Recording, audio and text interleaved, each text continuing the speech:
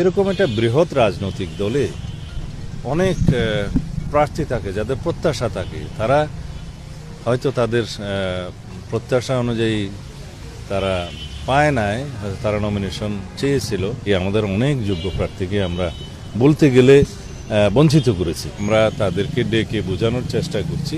সবাই শেষ পর্যন্ত তাদের অনেক দাবি থাকলেও নির্বাচনের জন্য সবাই প্রতিশ্রুতিবদ্ধ। 2024-এর ছাত্র গণ অভ্যুত্থানের শহীদদের যথাযথভাবে শ্রদ্ধা নিবেদন করা, এটা আমাদের দায়িত্ব, জাতীয় দায়িত্ব। আমরা ইতিমধ্যে পদক্ষেপ নিয়েছি, সাংগঠনিক পদক্ষেপ নিয়েছি, এবং আমরা তাদেরকে ডেকে বোঝানোর চেষ্টা করছি। এরকম একটা বৃহৎ রাজনৈতিক দলে অনেক প্রার্থী থাকে, যাদের প্রত্যাশা থাকে, তারা হয়তো তাদের প্রত্যাশা অনুযায়ী তারা পায় নাই, তারা নমিনেশন চেয়েছিল।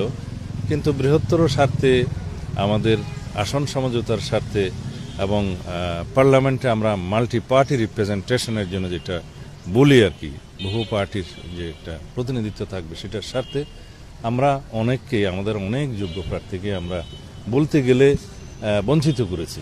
সুতরাং তাদের মনোব্যথা আছে, তাদেরকে আমরা কিছু কিছু ক্ষেত্রে সাংগঠনিক ব্যবস্থা নিয়েছি, আর কিছু কিছু ক্ষেত্রে তাদেরকে আমরা বুঝিয়ে শান্ত করার চেষ্টা করব। আশা করি সেটা মীমাংসা হবে। আর সবাই শেষ পর্যন্ত তাদের অনেক দাবি থাকলেও নির্বাচনের জন্য সবাই প্রতিশ্রুতিবদ্ধ, এবং তারা গণভোটের বিষয়ে, নির্বাচনের বিষয়ে, বিভিন্ন সময় বিভিন্ন দাবি বা যুক্তি উত্থাপন করেছিল, অভিযোগ উত্থাপন করেছিল, এবং আমার মনে হয় তারা শেষ পর্যন্ত বুঝতে পেরেছে।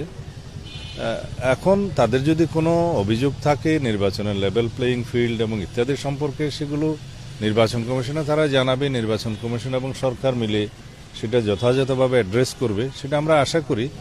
আমি মনে করি এখন সকল রাজনৈতিক দল এক জায়গায় উপনীত হয়েছে, তারা একটি সুষ্ঠু নিরপেক্ষ নির্বাচনের জন্য সবাই আন্তরিক।